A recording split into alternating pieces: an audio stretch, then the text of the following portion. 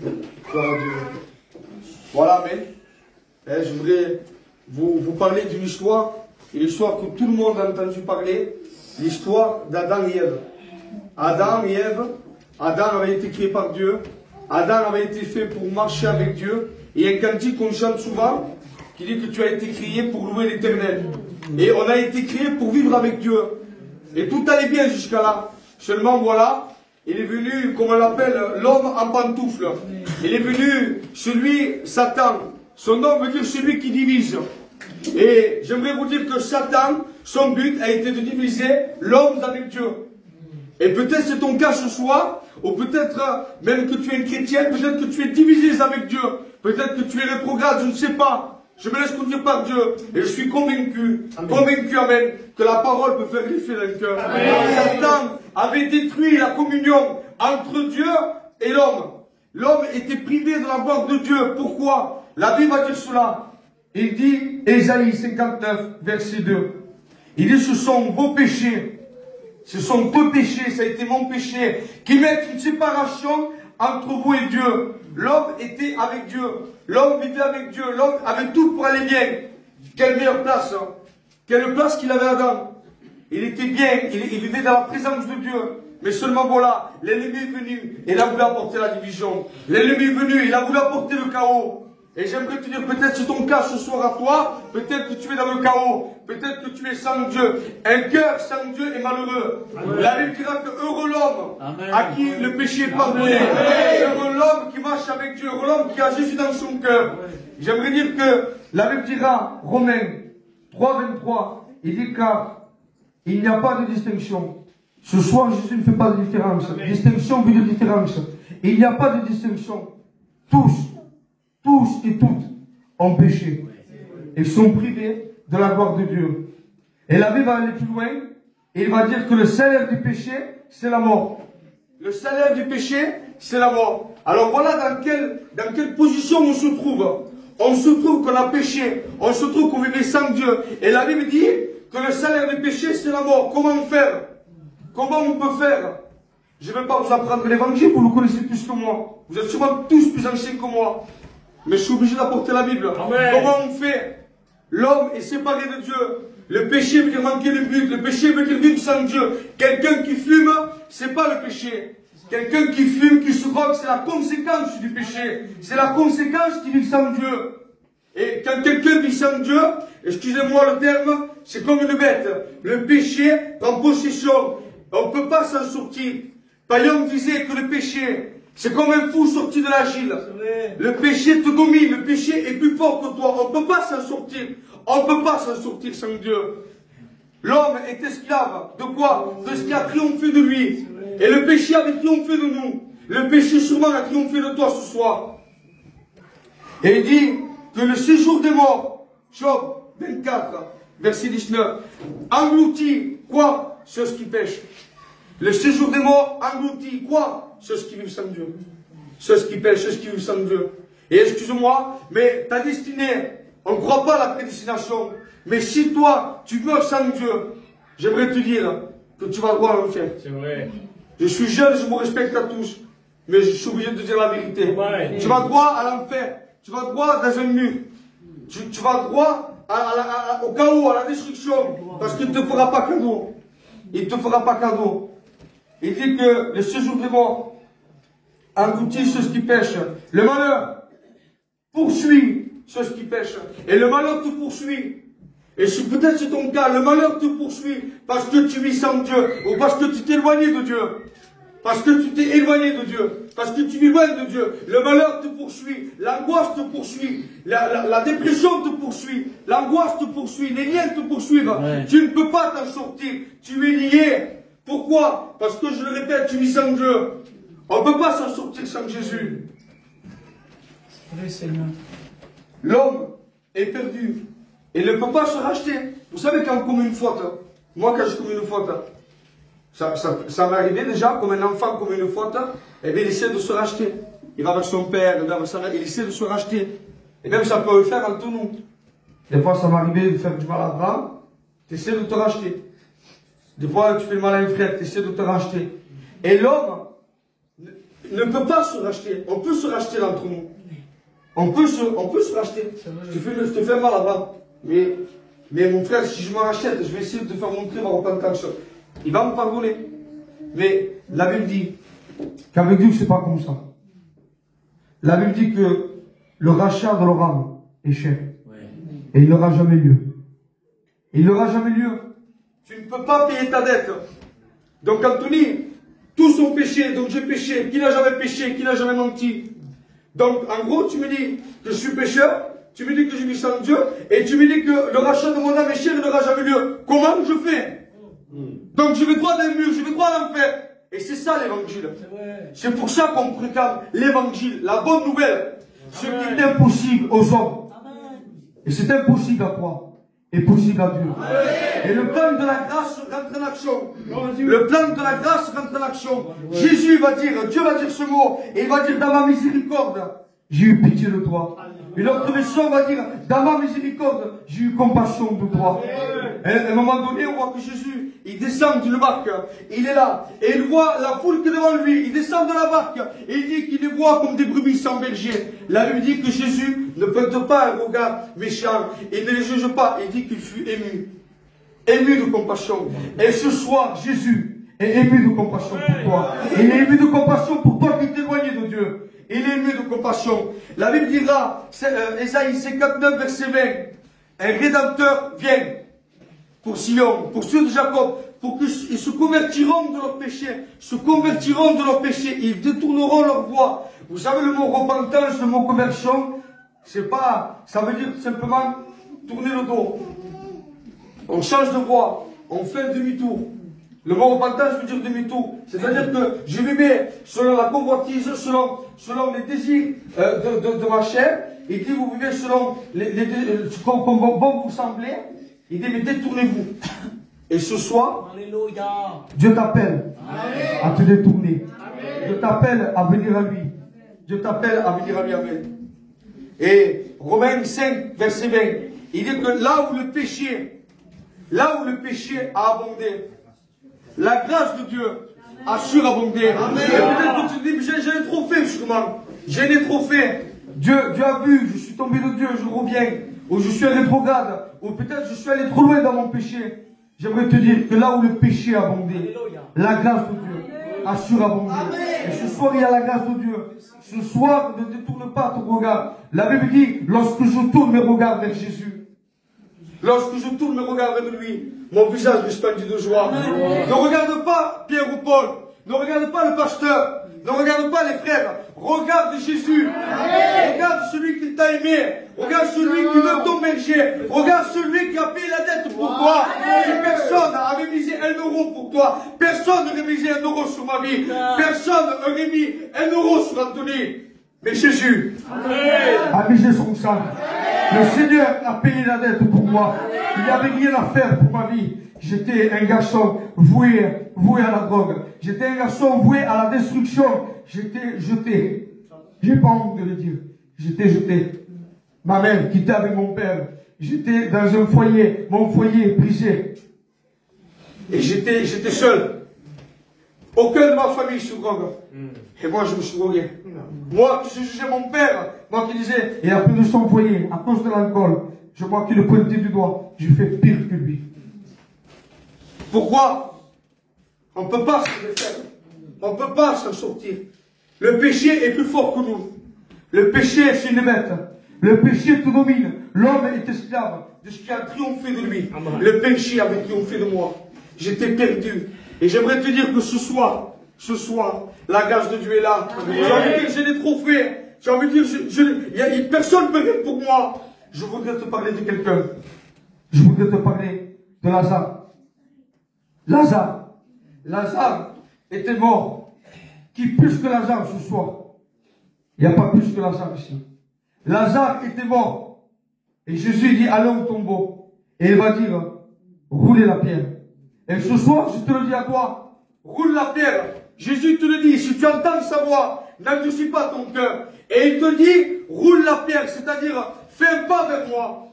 Viens, approche-toi de moi. Mais Seigneur, il sent déjà. Il est mort depuis 4 jours. qui pouvait quelque chose pour Jésus? Mon frère Joël, qui pouvait quelque chose pour lui, pour Lazare? Mais, comme je dis, ce qui est impossible aux hommes est possible à Dieu. Et Jésus va dire un mot. Et il va dire, Lazare, il dit, sors. Et Lazare, il dit à Lazare, sors. Un silence sûrement. Comme ça que je l'ai reçu. Sûrement qu'il y avait un silence. Comme là, soit personne parle. Il y a un silence, il y a un calme. Et peut-être que tu te dis, tu crois que Dieu peut quelque chose pour moi? Tu crois que Jésus peut me sortir de mon état? Je suis dans un tombeau. Je suis tout seul. Je suis dans le tombeau de la drogue. Je suis dans le tombeau de la dépression. Je suis dans un tombeau spirituel. Je suis dans un tombeau de lien. Il n'y a personne. Il n'y a pas ni mon père, ni ma mère, ni mes frères, ni les chrétiens de l'église. Je suis tout seul. Et je suis là, prisonnier. Et j'aimerais te dire que ce soir, Jésus t'appelle. Et il te dit, sors. Sors de ton angoisse.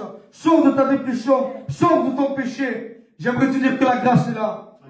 Et Jésus, il vient.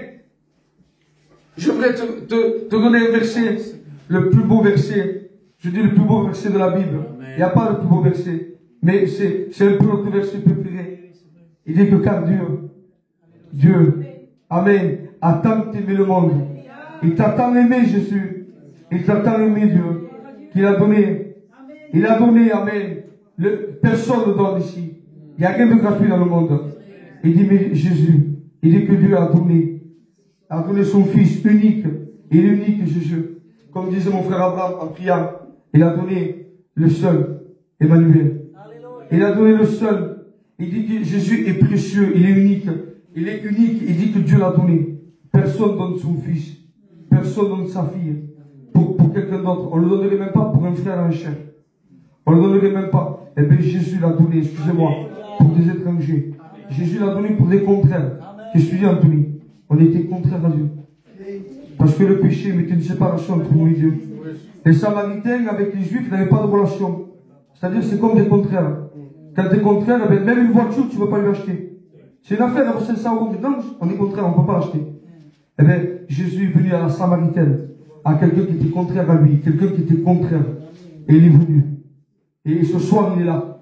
Ce soir, personne ne te jette la pierre. Peut-être moi, peut-être le frère te jetterait la pierre. Mais Jésus ne te jette pas la pierre. Et il est venu. Et il est là ce soir. J'aimerais parler de Jésus. Je ne savais pas si je parlais de Bartimée, si je parlais de Zachée, si je parlais de Simeon. Mais j'aimerais te parler de Jésus. Amen. On l'appelle Emmanuel. Amen. Emmanuel qui veut dire Dieu avec nous. Amen. Et ce soir, Dieu est avec nous. Amen. Ce soir, Jésus veut être avec toi. Amen. Il veut être avec toi. Amen. On l'appelle l'agneau de Dieu. Jésus, l'agneau de Dieu. Un jour, Jean le Baptiste était là. Et il baptise Jésus. Et il dit, voici, il dit, l'agneau de Dieu qui ôte le péché du monde. Il n'a pas fait que couvrir le péché, non, il a ôté le péché. Et il va dire une chose. Il va dire, écoutez-le. Écoutez-le. Et ce soir, je te dis à toi, écoute pas un homme, mais écoute Jésus. Amen. Écoute celui qui t'aime. Écoute celui, et le prince de la paix, on l'appelle. Et il dit qu'il est le pain de vie. Jésus va dire, je suis le pain de vie. Il est le pain de vie, Jésus. Celui qui ne périt pas. Celui qui ne moisit pas. Mais non, il est le pain de vie. Il est celui qui peut rassasier ton âme. Et il dit que celui qui mangera n'aura plus jamais faim.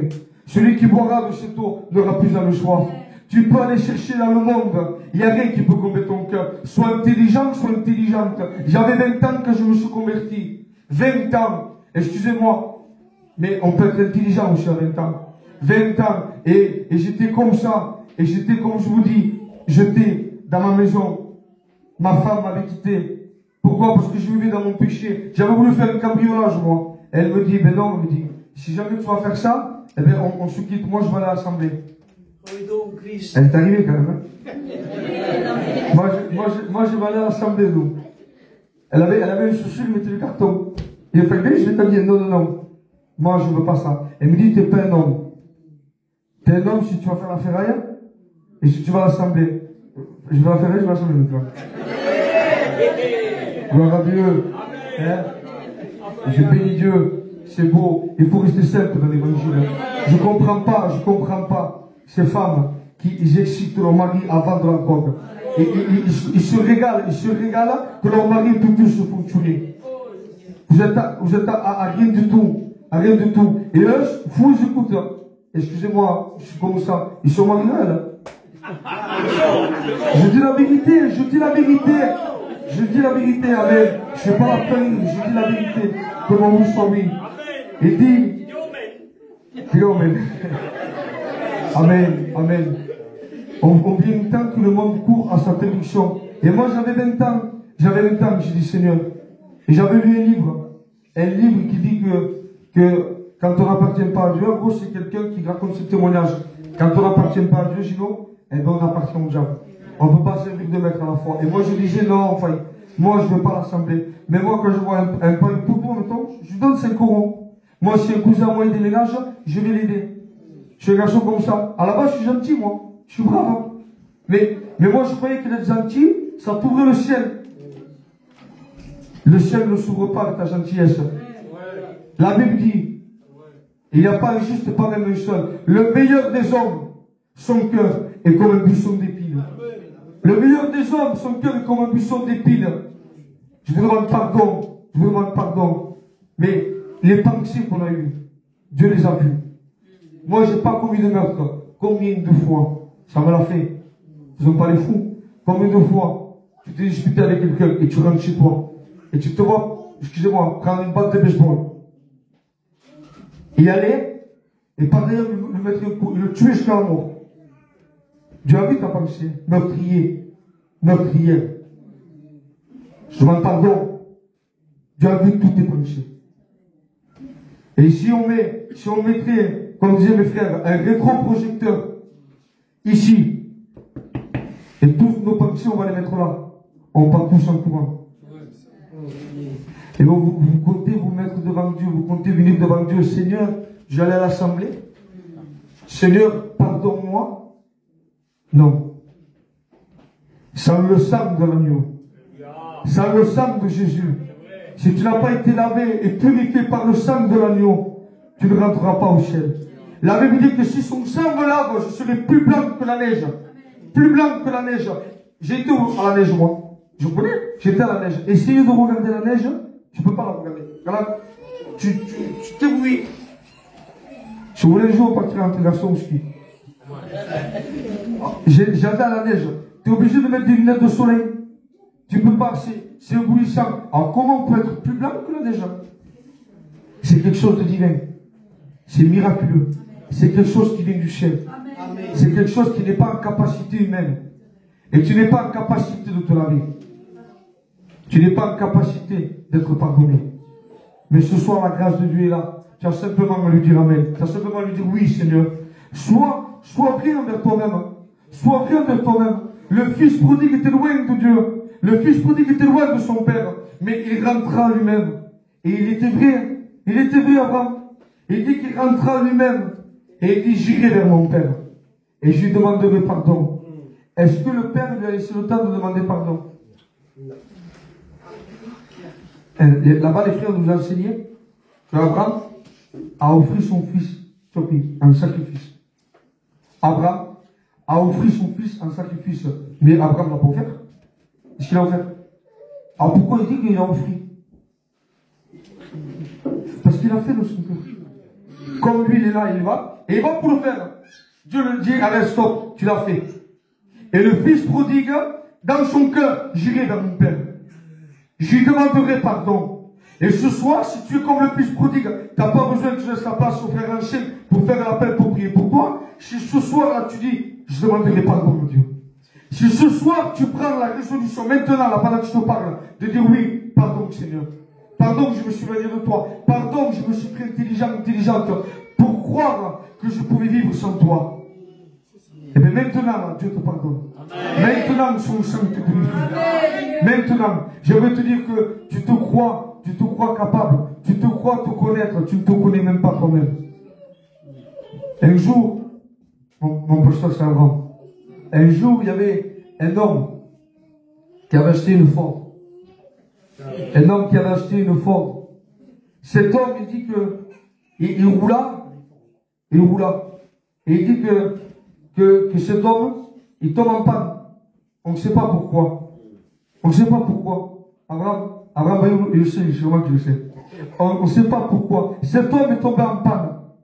Mais Mais il dit que cet homme, il est là, il s'arrête là, il ouvre le capot. La dernière fois, je sais que souvent, ça nous arrive à nous. Donc, on se prend pour des mécaniciens.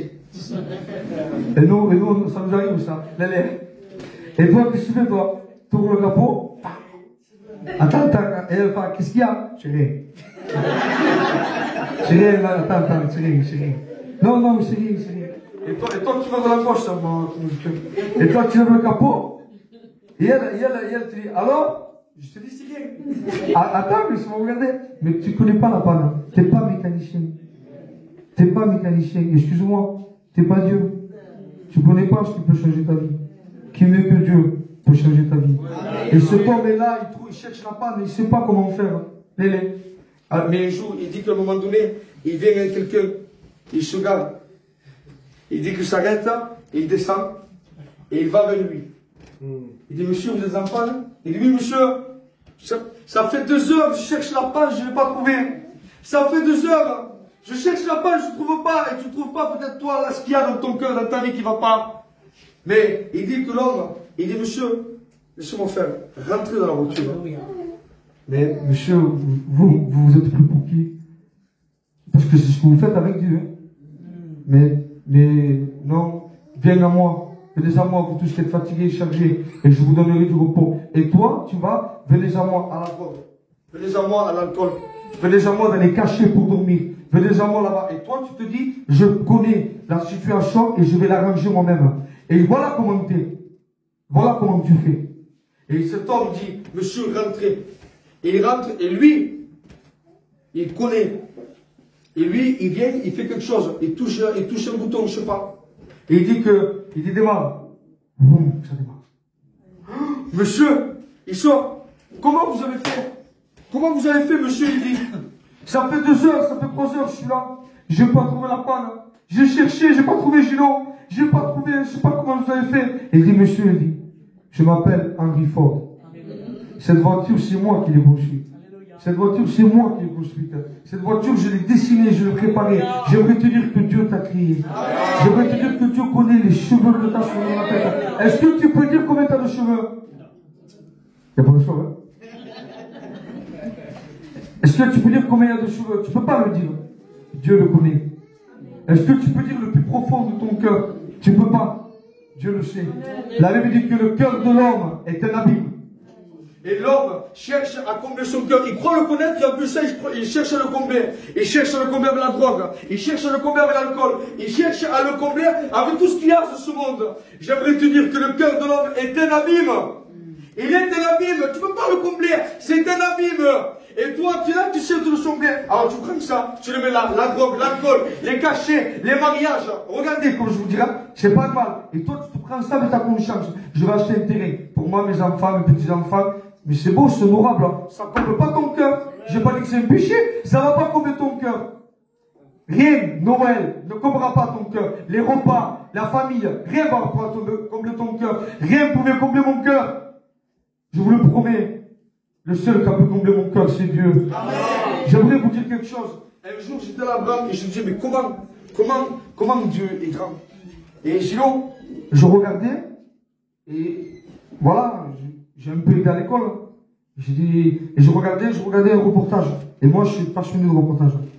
Reportage animaux, reportage des choses comment il faut construire un immeuble, le reportage du pont de Millau. Je regardais le reportage. Je me regarde d'être esprit. J'aime bien. Et il parlait des étoiles qu'il faut aller apprendre pour aller de là à là-bas, en mettant à une étoile là-bas. Il dit qu'il faudrait des années-lumière. Des années-lumière, Tchopi. Pour aller d'ici à Mars. C'est pas Mars, mais il faudrait des années-lumière. C'est quoi une année-lumière? Alors moi, je regarde vitesse de la lumière. Sur Google. Alors je regarde vitesse de la lumière. La vitesse de la lumière, là, elle fait quasiment 400 000 km à la seconde. Oh, c'est grand. Pour vous faire une idée. La vitesse de la lumière à la seconde, ça, elle fait 7 fois et demi le tour de la Terre. La vitesse de la lumière, elle fait aller-retour au soleil en 1 seconde. Elle fait quasiment 400 000 km. Eh bien, imaginez-vous que la vitesse de la lumière, il faudrait aller à cette vitesse. Ton corps déjà il ne peut pas y aller. Mais il faudrait aller à cette vitesse pendant des années. 1 seconde, 400 000 km. 10 secondes, 4 millions. Après, on n'arrive plus. Ça y est, le cerveau, il ne capte plus là. C'est trop. Eh bien, j'aimerais te dire que Dieu, tout ça, le tient dans sa main. Regardez la grandeur de Dieu. Et ce Dieu grand, il va rentrer dans ton cœur. Ton cœur qui est une abîme. Ton cœur que rien n'a pu combler jusqu'à maintenant. Chrétien, chrétienne, rien ne pourra combler ton cœur dans ce monde. Il n'y a que Dieu. Il n'y a que Dieu. Des fois, on est chrétien et on oublie. Mais il n'y a que Dieu qui peut combler notre cœur. Et il dit que là, le cœur tu l'abîmes. Mais Dieu, c'est pas que ça. La chair de Dieu, pardon pour le mot. Mais la nature de Dieu, autant qu'il est grand pourtant mon frère. Hein? On a vu qu'il était grand. Et la Bible dit, dans l'épître de Pierre, de Jean, chapitre 4, verset 8, car Dieu est amour. Ça veut dire que la nature de Dieu est amour. Ce Dieu tant grand, tant amour. Il veut combler ton cœur. Tu es fou, tu es fort. De rester insensible à la voix de Dieu. Il s'appelle la lumière du monde, Jésus. Il est la lumière du monde. Il est celui qui peut t'éclairer. Simeon l'avait reçu. Simeon, il dit qu'il le voit et il le reçut. Il dit, il le prit dans ses bras. Et il dit, Seigneur, il dit, je peux mourir en paix. Il dit à Dieu, pourquoi? Parce que mes yeux ont vu ton salut. La lumière pour éclairer le monde. Jésus est la porte. Il est la porte, Jésus. Il dit que la porte, et ce soir, la porte de la grâce n'est pas fermée, elle est comme ça, elle est ouverte. Cette porte est fermée. Celle-là, elle est fermée. Mais celle-là est ouverte. Et Jésus la porte. Et elle est ouverte. Ce soir, elle ne te ferme pas la porte.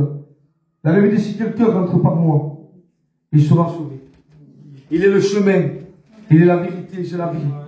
Et il a été donné sous le soleil aucun autre nom par lequel les hommes peuvent être sauvés, si ce n'est le nom de Jésus.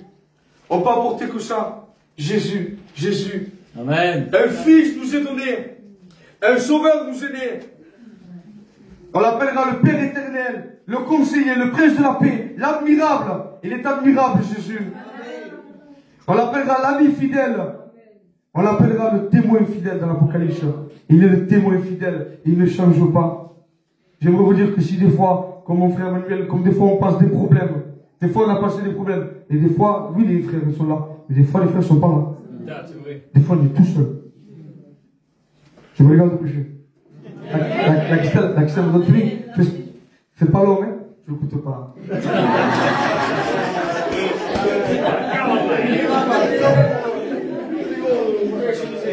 Le témoin fidèle.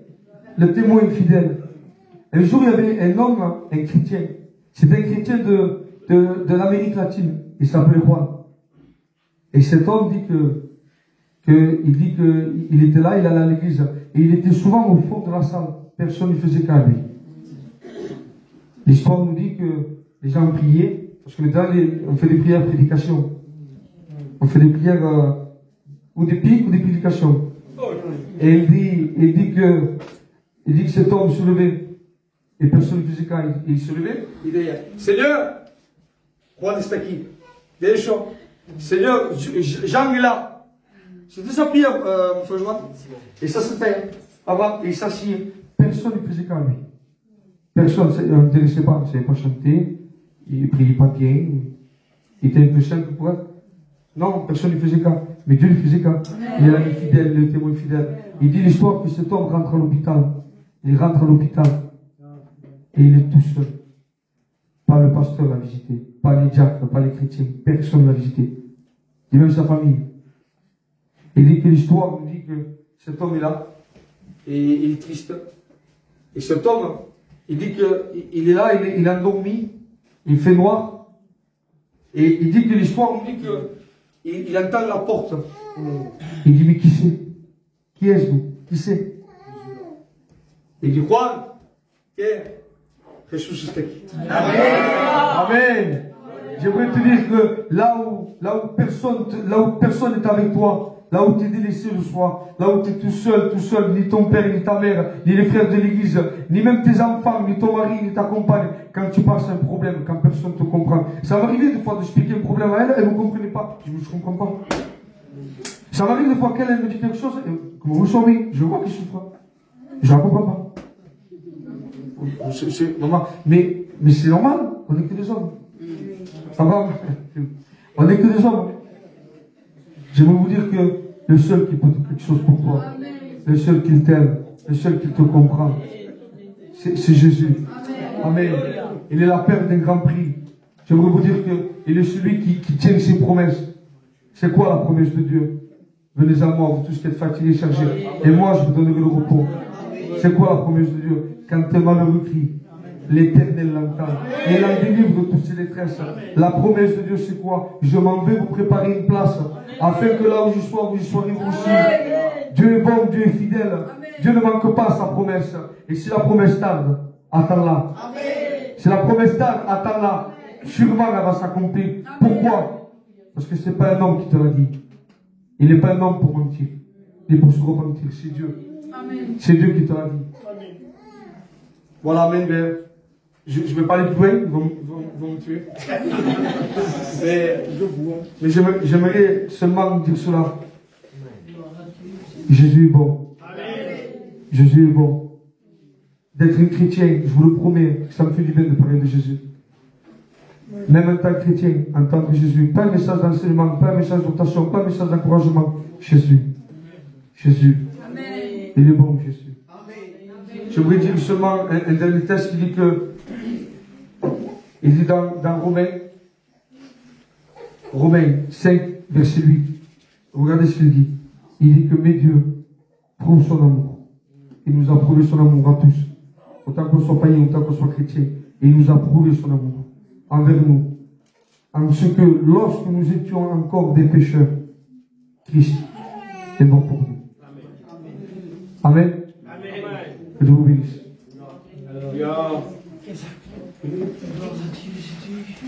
Gloire à Dieu. Je te remercie, Seigneur. Je te remercie, Jésus, pour ta grâce, Seigneur. Seigneur, Seigneur mon Dieu, j'ai besoin de ta grâce. Toi, Seigneur mon Dieu, c'est quelques mots. Sûrement ma vie, Seigneur. Avec ma jeunesse, je l'ai fait de mon cœur. Seigneur mon Dieu, ce que je veux, Seigneur, c'est que ta parole soit passée. Seigneur mon Dieu, ce que nous voulons que ce soit, c'est que tu prennes la place, Seigneur. Que tu bénisses les cœurs. Tu es fidèle. Tu es le conseiller, tu es admirable. Seigneur, ce soir, c'est avec raison que l'on t'aime. Parce que toi, tu nous as aimé le premier. Seigneur mon Dieu, nous nous tournons vers toi. Et notre visage resplendu de joie. Seigneur mon Dieu, bénis les cœurs ce soir. Bénis chacun d'entre nous. À toi sur toute la gloire, Jésus. Amen.